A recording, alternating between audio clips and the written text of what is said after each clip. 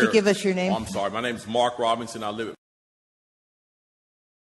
that's right here in Greensboro. I've lived in Greensboro all my life.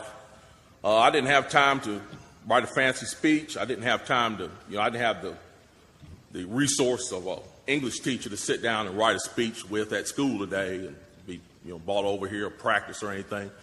What I really came down here for is this. I've heard a whole lot of people in here talking tonight about this group and that group, and domestic violence and blacks, these minorities and that minority. What I want to know is, when are you all going to start standing up for the majority? And here's who the majority is. I'm the majority. I'm a law-abiding citizen who's never shot anybody, never committed a serious crime, never committed a felony. I've never done anything like that. But it seems like every time we have one of these shootings, nobody wants to put the blame where it goes, which is at the shooter's feet. You want to put it at my feet. You want to turn around and restrict my right, constitutional right that's spelled out in black and white. You want to restrict my right to buy a firearm and protect myself from some of the very people you're talking about in here tonight. It's ridiculous. I don't think Rod Serling could come up with a better script. It does not make any sense. The law-abiding citizens of this community and many communities around this country, we're the first ones taxed and the last ones considered and the first ones punished when things like this happens, because our rights are the ones that are being taken away. That's the reason why I came down here today. Gun show or no gun show, NRA or no NRA. I'm here to stand up for the law-abiding citizens of this community, because I'm going to tell you what's going to happen.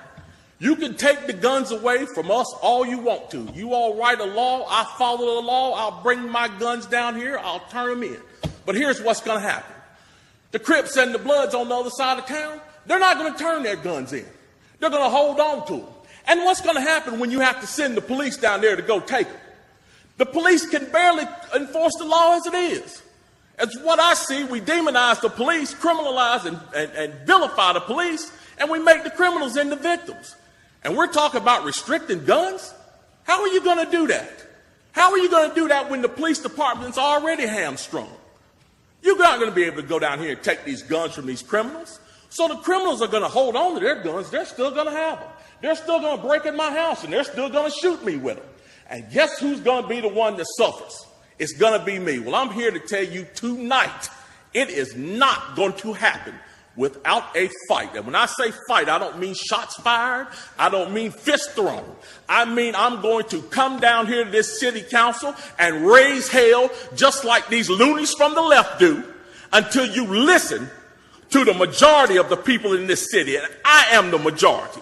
The majority of the people in this city are law-abiding, and they follow the law, and they want their constitutional right to be able to bear arms. They want to be able to go to the gun show and buy a hunting rifle or a sport rifle. There are no military-grade weapons sold at the gun show. An AR-15 is not a military-grade weapon. Anybody that would go into combat with an AR-15 is a fool. It's a semi-automatic .22 rifle. You'd be killed in 15 minutes in combat with that thing. So we need to dispel all these myths, and we need to drop all this division that we got going on here. Because the bottom line is, when that Second Amendment was written, whether the framers liked it or not, they wrote it for everybody. And I am everybody. And the law-abiding citizens of this city are everybody. And we want our rights, and we want to keep our rights. And by God, we're going to keep them, come hell or high water.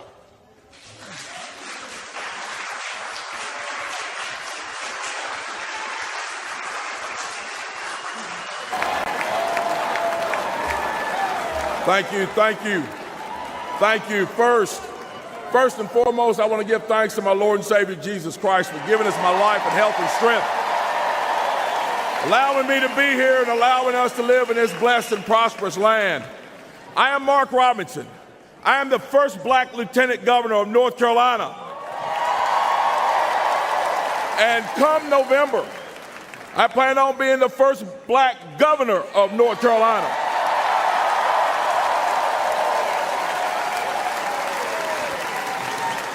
But I am not one of the political elite.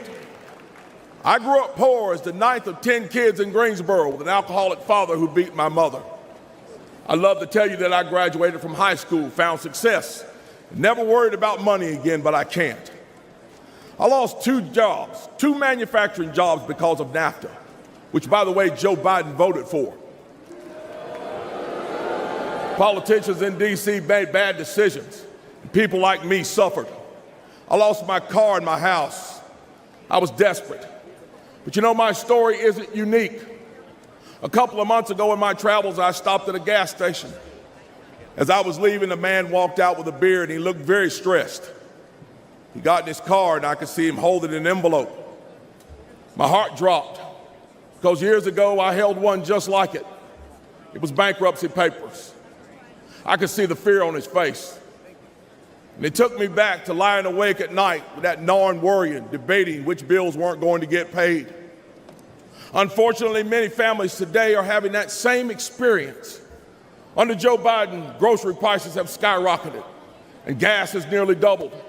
In North Carolina, factories just like the one I worked at are closing, leaving families feeling hopeless. But there is hope, and I'm proof.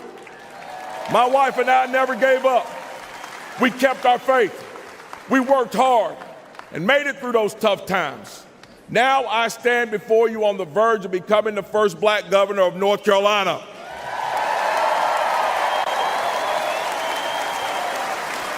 As governor, I will not forget where I came from or the struggles of the people I meet. And you know, there's someone else who will fight just as hard for you. President Donald J. Trump.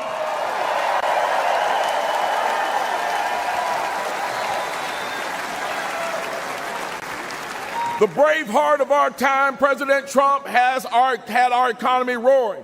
Gas was up below $2. Unemployment was at a historic low. People could afford homes. And we had a president who protected manufacturing jobs. Under President Trump, the American dream was alive and well. Under President Trump, there was hope. And we need that now more than ever. So this November, let's select the brave heart of our time, Donald J. Trump, to get our economy back on track, restore the American dream, and make America great again. God bless you all, and God bless the United States of America. Thank you.